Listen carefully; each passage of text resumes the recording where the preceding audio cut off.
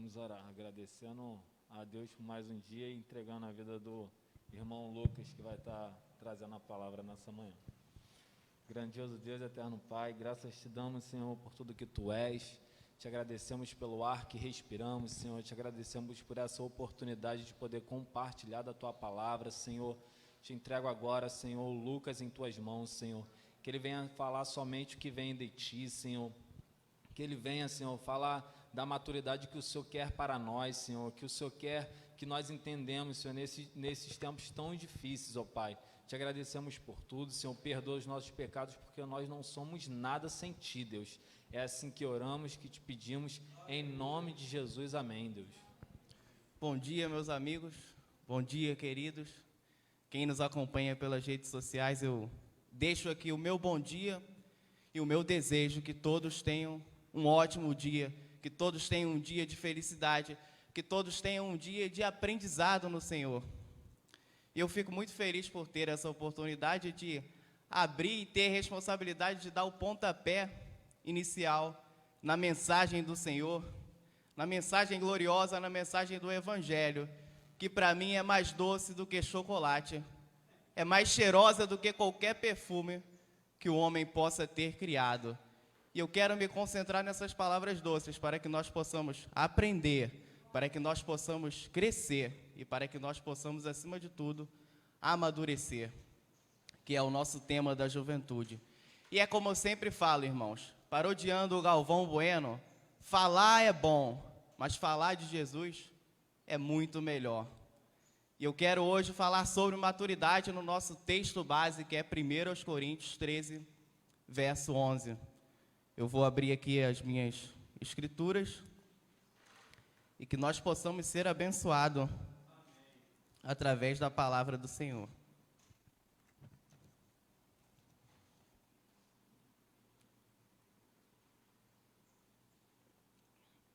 Eu queria, antes de tudo, refletir com os irmãos, pensar, porque eu penso que maturidade está muito ligada ao pensar, ao refletir sobre o que é de fato maturidade, o que é ser uma pessoa madura, o que é uma igreja madura, o que é uma juventude madura. E eu acho que isso vai muito além do dicionário. O dicionário nos diz de maneira muito limitada de que maturidade é quando alguém ou alguma coisa atinge um estado completo de seu desenvolvimento. Nós podemos pensar, por exemplo, nas frutas. Quando uma manga está madura, por exemplo, quando ela está plenamente desenvolvida, quando ela está pronta. Então, de acordo com o dicionário, nós estamos maduros quando nós estamos desenvolvidos, quando nós estamos prontos. Prontos para quê? Prontos para a vida.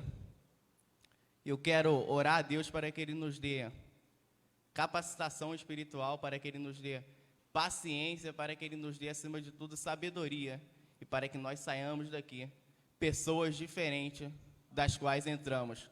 Porque se sairmos daqui o mesmo que entramos, eu acredito que a palavra ela será inútil para o nosso coração. Então eu quero orar a Deus. Senhor Deus, nosso Pai, muito obrigado por tudo, Senhor, por esse dia, por essa manhã maravilhosa. Que o Senhor venha, Senhor, nos encher da Tua graça, nos encher do Teu Espírito, Senhor, nos encher da Tua sabedoria. Que nós falemos, Senhor, somente aquilo que a Tua palavra fala. E se por um acaso a Tua palavra se cala, Senhor, nós também queremos nos calar. Que as pessoas venham sentir o Teu agir, Senhor, e que elas venham se voltar para a Tua palavra, e que elas não esperem nada do tipo, Deus me falou, eu senti isso, eu senti aquilo, que esteja fora das Escrituras, Senhor. Se elas esperam algum tipo de profecia de que elas ficarão ricas ou terão saúde perfeita, Senhor, que elas não venham procurar aqui nessa mensagem esse tipo de profecia, que elas venham desejar somente o Teu Espírito e a Tua santa palavra. É isso que eu te peço, em nome de Jesus, amém. E Paulo escreve para a cidade, para a igreja de Corinto, que era uma igreja muito imatura, que nós podemos observar que não tem tanta relação com as igrejas de hoje. Será que não tem? Eu acredito que tem. Para começar, Corinto era uma cidade muito rica. E a igreja de Corinto era uma igreja que tinha pessoas simples, mas também tinham pessoas muito ricas. E Paulo escreve para essa igreja, para corrigir, para exortar, para ensinar.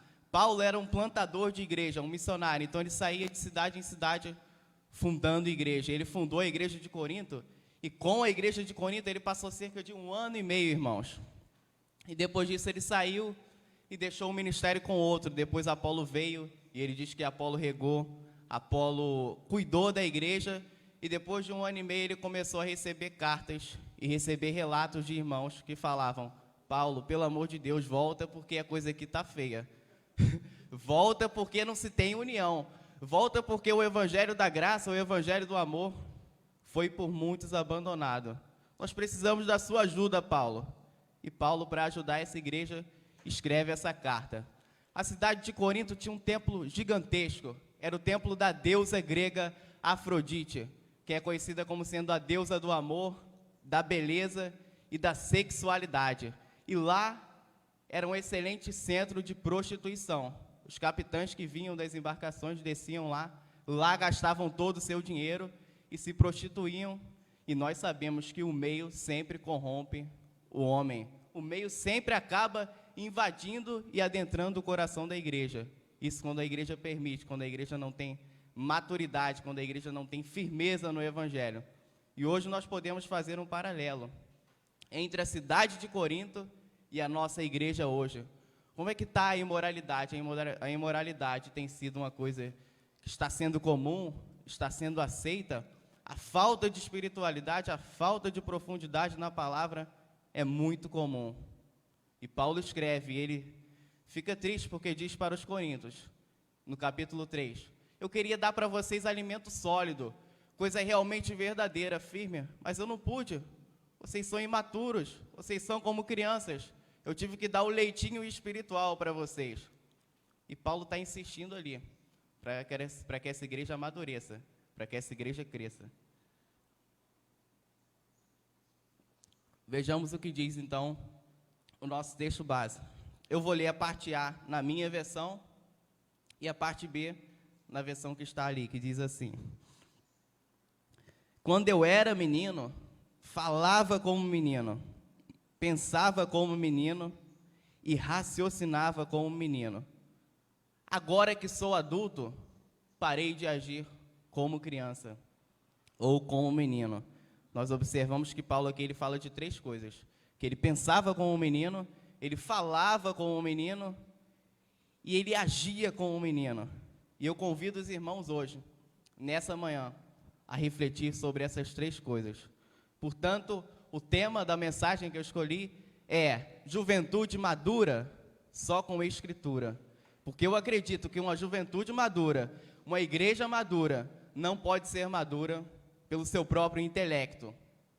Nem tampouco pode ser madura pelo intelecto do mundo. Porque Paulo diz, não vos conformeis com o mundo, mas transformai-vos pela renovação das vossas mentes.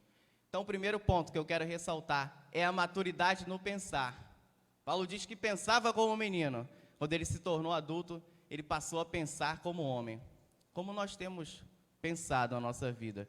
Como nós temos pensado o evangelho? O que nós temos pensado das outras pessoas? Porque a nossa mente é quem controla o nosso corpo. Freud, um grande pensador alemão e pai da psicanálise, já dizia, o pensamento é um ensaio da ação. E muitas pessoas querem agir de maneira sábia, querem falar de maneira sábia, mas estão um pouco se importando com a forma como estão pensando. E nós sabemos que nós precisamos pensar de maneira sensata, para que possamos também agir de maneira sensata. Se eu penso o mal, se eu penso mal, eu vou viver mal. E se eu penso bem, eu vou viver bem. Já dizia o grande pensador, e o meu favorito aqui do Brasil, professor Cortella. Eu tenho uma série de livros lá dele, cujo título é Pensar Bem nos Faz Bem. E nós precisamos pensar bem, pensar de maneira profunda, pensar de maneira sábia, pensar com amor, pensar como Cristo pensa. E como nós podemos pensar como Cristo pensa? Pensando com humildade, ninguém teve tanta humildade como Cristo. Cristo era o próprio Deus, e de repente um jovem chega para ele e diz: bom mestre. Ele: por que você me chama bom? Bom só há um. Por quê? Porque Cristo sabia que a humildade é algo fundamental. Porque a partir do momento que eu sou humilde, que eu tenho humildade intelectual, para admitir que eu não sei tudo, que eu tenho humildade moral, para admitir que eu não sou tão bom como deveria, eu sou ricamente abençoado em Deus. E nós precisamos ter essa humildade e saber que nós não sabemos mais do que ninguém, que nós não sabemos tudo o que deveríamos saber e que nós estamos sempre aprendendo. Porque quem cessa de aprender, cessa de crescer. E quem cessa de crescer, cessa de amadurecer. Porque o amadurecimento é o desenvolvimento. É quando nós vamos crescendo e se transformando à imagem do Filho de Deus. Dizia o grande pensador pernambucano Paulo Freire, um pensador que por muitos é odiado por conta da sua diferente ideologia. Ele já faleceu, mas ele dizia algo importante, que não há saber mais ou saber menos. O que há são saberes diferentes. Essa palavra é difícil de compreender, porque muitas vezes nós queremos falar que o pastor Ridiel sabe mais, ou que o Bruno sabe mais, ou que outro irmão sabe mais, ou do que aquele artista sabe mais. E talvez ele saiba sim em algum sentido, mas no sentido geral, ninguém sabe mais do que ninguém. Se eu perguntar, por exemplo, quem sabe mais, um médico ou um mecânico? Alguma pessoa que não tem maturidade, que é leiga no que fala, vai dizer o médico. Como um médico? Eu falo, pode ser o médico. Por exemplo, se algum irmão for diagnosticado com coronavírus e ele precisar de um tratamento, quem sabe mais sobre isso? Um médico, de preferência, um infectologista. Agora, seu irmão sai daqui com seu carro, dirigindo tranquilamente com sua família. De repente, ele passa num prego, o pneu fura. Quem sabe mais de pneu? É o mecânico. E assim somos nós. Assim é a igreja de Cristo. Cada um tem o seu próprio saber. E cada um se complementa, como o pastor Ridiel diz. A diversidade é necessária no corpo de Cristo. Porque o braço precisa da mão. A perna precisa do pé. E assim somos nós. E nós vamos se completando. Nós vamos cada um com sua habilidade. Cada um com a sua sabedoria. Contribuindo, crescendo e amadurecendo juntamente no corpo de Cristo.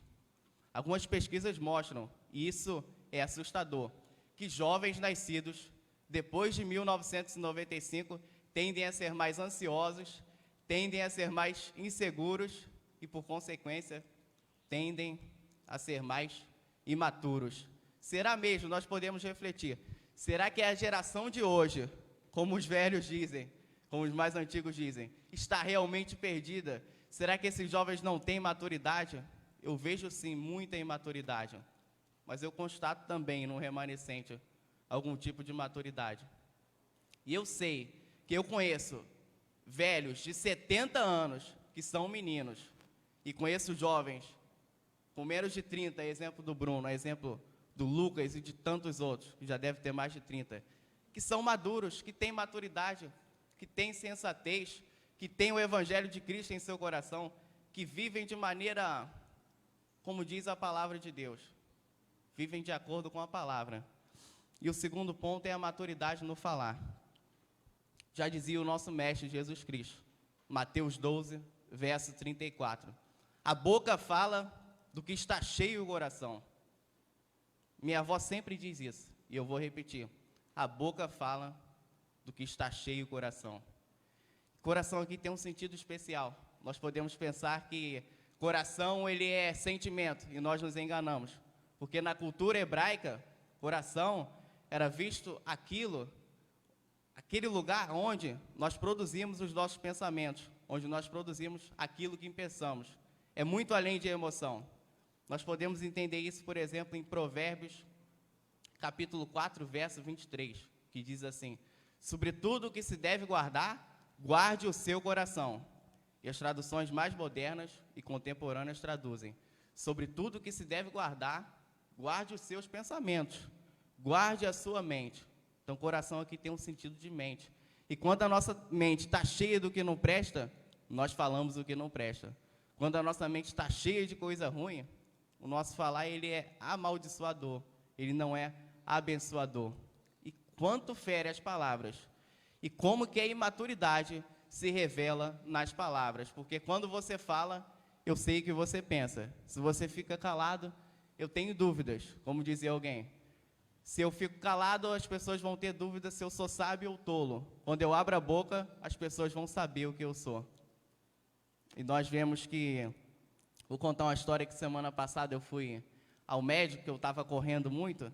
Eu acabei nessa corrida torcendo o pé, e o pé estava doendo bastante. Só o que acontecia? Doía durante o dia, quando era durante a noite, eu passava um gel massageador e anestesiava e eu saía para correr. E correndo muito, correndo muito. Aí minha mãe falou, parou um dia e falou, não, hoje a gente vai ao médico bater uma ultrassom para ver como é que está o seu pé. Quando eu cheguei lá, o médico mandou deitar, eu deitei. Daí alguém ligou para esse médico. O médico abaixou a máscara, começou a falar. Parecia que alguém de algum banco, e eu logo notei. Esse médico é imaturo. Por que eu percebi que ele era imaturo? Porque ele não tinha sabedoria, ele não tinha pudor, ele não tinha decência no falar. Ele falava como um menino. E a gente viu como ele era bem assim, imaturo mesmo, e depois eu orei pela vida dele. Inclusive, quem não tem procedência no falar, não passa confiança, não passa segurança. Eu, por exemplo, estou com o exame lá até agora, talvez ele seja um bom médico, mas até hoje eu estou inseguro, eu estou querendo procurar outro médico para fazer outro exame, porque ele falava demais e falava sem controle, sem equilíbrio. Mas o que acontece? A maturidade, ela tem cura, gente. Parece que não. A gente olha para uma pessoa imatura e fala, ih, esse menino nunca vai crescer. Esse menino não tem jeito, esse menino é difícil. O pastor Ediel dizia, inclusive, que muita gente falava isso dele. Mas a imaturidade tem cura. E eu fiz um diagnóstico que eu denominei como a síndrome do incrível Hulk. Que é gente que não amadurece nunca. A pessoa está vivendo, está caindo, está se perdendo, está se dando mal, e ela continua imatura. E ela diz, eu nasci assim, meu pai me ensinou assim, eu aprendi assim na igreja, então eu vou viver assim. Não tem jeito. E nós precisamos combater isso. Por quê? Nós somos chamados para nos transformar. Nós somos chamados para nos moldar em Cristo. Eu costumo dizer que o ser humano ele é semelhante às frutas. Algumas são verdes. E essas algumas verdes, um dia vão amadurecer. Há aquelas, porém, que não amadurecem nunca, que escolhem a estagnação, escolhem viver o mesmo, não querem mudança, não têm coragem para mudar. E, portanto, nós precisamos de coragem para mudar. E, sobretudo, sobre o falar, nós precisamos saber que o silêncio, muitas vezes, é necessário. Ou, como eu li ontem do irmão Enoque, muitas vezes a palavra é ouro, a palavra é prata, mas o silêncio é ouro. E eu aprendi com a minha avó Josefa, uma das pessoas mais sábias e mais maduras que eu conheço. A prova de que maturidade não está ligada somente ao conhecimento científico ou ao conhecimento da academia. Eu conheço gente que quanto mais estuda, quanto mais se forma, mais se torna uma pessoa ignorante. Inclusive, tem pessoas que aprendem duas línguas, e elas são ignorantes no português e ignorantes no inglês. Elas são imaturas do espanhol ou em qualquer língua que seja, porque quem é imaturo, e nada pode mudar aquela pessoa, a não ser o conhecimento verdadeiro, a não ser a sabedoria divina, a não ser o Cristo bíblico, e este crucificado, como diz o apóstolo Paulo, e minha avó nos diz, quem muito fala, muito erra. Então, às vezes, é melhor se calar, porque quem muito fala, muito erra. E os irmãos já estão rindo aí, porque sabem agora porque eu erro tanto. E eu confesso meu pecado. Às vezes eu erro muito mesmo, porque eu falo demais. E o terceiro ponto, e último para a gente concluir, é a maturidade no agir. Porque, como nós dizemos, quem pensa bem, fala bem, age bem. Quem tem maturidade no pensar e no falar, tem maturidade também no agir. E como nós devemos agir? Nós devemos agir de forma sensata. Nós devemos agir como agiu Jesus Cristo. Se nós queremos ser maduros, nós precisamos perdoar. Vejam o exemplo de Cristo. Em meio à guerra, em meio a tanto caos, quando as circunstâncias levavam muitas vezes ele e as outras pessoas para promover a guerra, para promover o ódio, ele morrendo, sendo cuspido, chicoteado, rejeitado, ele levanta o rosto aos céus e diz: perdoe, Pai, porque eles não sabem o que fazem. E nós poderíamos dizer: Jesus, eles sabem o que fazem. Eles estavam matando Jesus, eles estavam praticando o mal, eles estavam fazendo aquilo que o coração de Deus não se agrada. Mas Jesus nos ensina que nós devemos perdoar os outros, que nós devemos amar, que nós devemos viver realmente o Evangelho e que a gente precisa ter maturidade. Maturidade para perdoar o outro, até mesmo na sua imaturidade. Maturidade para ser capaz de olhar para uma pessoa que não tem maturidade e orar a Deus e se entregar completamente e fazer por onde para que aquela pessoa seja uma pessoa madura, uma pessoa que conheça o Evangelho, uma pessoa que conheça Jesus Cristo. E, portanto, já que nós fizemos o diagnóstico, já que nós percebemos como está o nosso coração, como está o mundo, como está a igreja, como nós devemos pensar, como nós devemos agir. E agora, o que fazer? Qual é a cura para esse mal? Como que a gente pode solucionar isso? Eu acredito que só em Cristo. E Paulo sabia que só em Cristo. E o remédio está lá em 1 Coríntios, capítulo 11, verso 1, que diz assim, o apóstolo Paulo, falando para essa igreja imatura: sejam meus imitadores, como eu sou de Cristo. Sejam meus imitadores, como eu sou de Cristo. Portanto, a solução para a nossa igreja, para a nossa juventude, está na imitação de Cristo. Nós precisamos imitar Cristo no nosso pensar, no nosso falar e no nosso agir. Se nós imitarmos Cristo em nossa conduta, em nossa vida, na nossa escola, no nosso trabalho, nós seremos conhecidos de fato por sermos pessoas maduras, por sermos pessoas equilibradas. E a porta do inferno, o mundo, não prevalecerá contra a igreja de Deus, porque a igreja madura, o mundo não suporta. Igreja madura transforma o mundo. Igreja madura transforma-se a si mesmo, a imagem do Filho de Deus. Portanto, eu concluo dizendo, e fazendo aquela pergunta que nós fizemos no início: o que é uma igreja madura? E eu digo, igreja madura é uma igreja que pensa como Cristo pensa. Igreja madura é uma igreja que fala como Cristo fala. Igreja madura é uma igreja que vive como Cristo vive. Que nós sejamos maduros e que nós sejamos, acima de tudo, imitadores de Cristo, porque Ele é o nosso modelo, Ele é o nosso alvo, e quando nós estamos nele, nós estamos firmes. Que Deus nos abençoe, nos dê um excelente domingo, e que nós venhamos sair desse culto aqui com a motivação, e que nós venhamos sair motivados e impulsionados pelo Espírito de Cristo, o Espírito da verdade, para viver sempre de maneira madura. Eu agradeço aos irmãos que vieram, aos irmãos que me acompanharam, aos irmãos que interagiram comigo, porque eu presto atenção muito nas faces, eu sou uma pessoa que eu sou muito expressiva. Se o pregador está aqui na frente, ele está falando algo muito absurdo, eu faço assim. Se ele está falando algo interessante, eu faço. E eu vejo que muitos irmãos também são expressivos assim. E eu agradeço, que Deus venha sempre nos motivar e sempre nos trilhar pela diretriz do Espírito Santo, pela diretriz da palavra. Eu agradeço, muito obrigado e Deus os abençoe.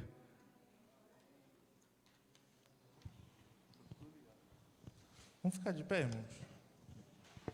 Vamos adorar o nome do Senhor?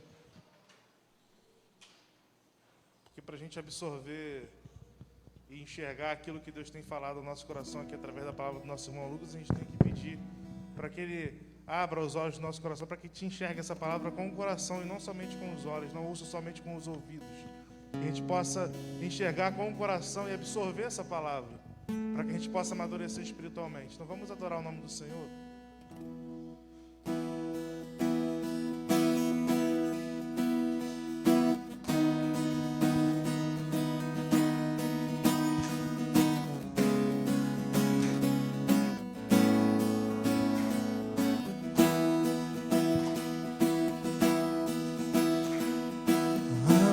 Os olhos do meu coração, abra os olhos do meu coração, quero te ver,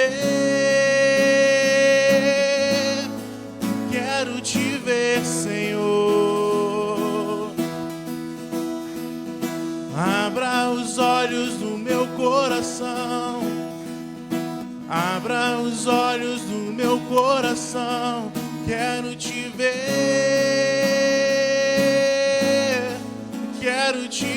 Senhor, exaltado e bem alto, brilhando a luz da tua glória.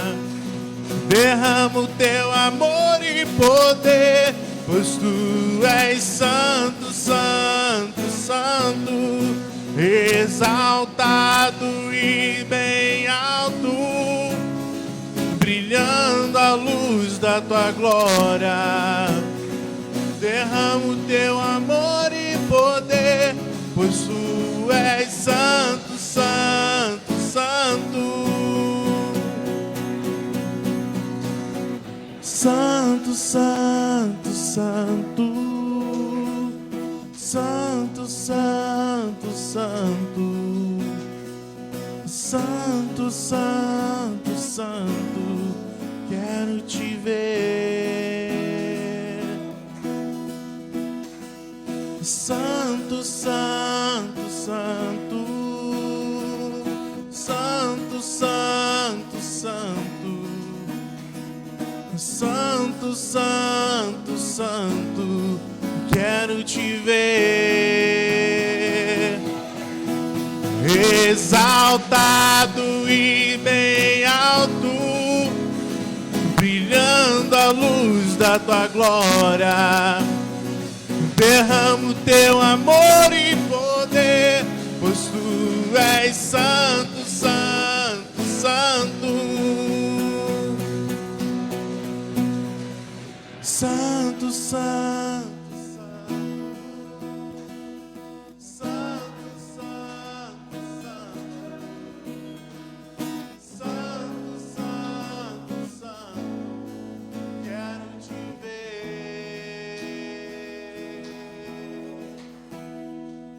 Santo, santo, santo, santo, santo, santo, santo, santo, santo, quero te ver. Seu Deus e Pai, obrigado, Pai, por essa manhã aqui na Tua presença, Deus. Que, assim como declaramos aqui nesse louvor, que o Senhor possa estar abrindo os olhos do nosso coração, Pai, para que possamos absorver tudo aquilo que aprendemos aqui, Deus. Para que a cada dia possamos enxergar aquilo que o Senhor tem para nossas vidas e a forma como o Senhor quer nos usar, para que possamos amadurecer espiritualmente, Pai. Para que a nossa vida espiritual possa cada dia amadurecer e para que possamos deixar de nos alimentar com o leite espiritual e para que possamos nos alimentar com aquilo que é sólido que o Senhor tem para nós, Pai. Para que possamos avançar e entender aquilo que o Senhor quer fazer através de nossas vidas. E não somente entender as coisas pequenas, Pai, mas entender e nos aprofundarmos na vida espiritual e naquilo que o Senhor tem para nós, Pai. Que a cada dia possamos te buscar mais e mais. Que a cada dia possamos buscar intimidade contigo, Pai. Que a cada dia possamos buscar a Tua palavra, entender, Deus, o que o Senhor tem a dizer. Para que possamos chegar, Deus, ao nível de maturidade espiritual que o Senhor deseja para nossas vidas, Pai. Obrigado por tudo que o Senhor tem feito em nossas vidas. Obrigado por cada vida que aqui está. Leva-nos em paz para nossas casas. Nos traga de volta à noite, Pai. na tua santa paz, nos livra de todo mal, que o Senhor possa estar, Deus, nos protegendo, nos guardando, se assim for a tua vontade, dessa doença, dessa pandemia, Pai. Que os irmãos que aqui estão possam ter saúde, Pai. Que o Senhor possa estar sobre o lar e a vida de cada um deles aqui, Pai. E que se essa doença vier a chegar na vida de alguns aqui, de alguém aqui, Pai, que o Senhor possa estar dando a força, a saúde, Deus, e a proteção que eles necessitam para estar na tua presença e para estar curados, Pai. Toma esse bairro nas tuas mãos, toma essa juventude nas tuas mãos, Pai. Cuida da vida desses jovens que tanto necessitam da tua presença, do teu amor, do teu cuidado, Pai. Que possamos ser usados como ferramentas tuas, não só nós jovens aqui, mas que todos nós aqui possamos ser usados como ferramentas nas tuas mãos para trazer não só os jovens do bairro, mas esse bairro inteiro para a tua presença, Pai.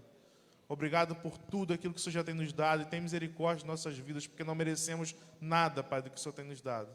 Não merecemos nada do que temos. Se não fosse a tua infinita misericórdia, Deus, não estaríamos aqui hoje. Obrigado por isso, Pai. É isso que eu te peço, em nome de Jesus, amém. Estamos encerrados. Obrigado pela presença de vocês. Obrigado pela presença do pessoal que está online assistindo a gente. Que vocês possam estar compartilhando esse vídeo também e estar voltando à noite para assistir ou presencialmente conosco. Amém? Bom dia, irmãos.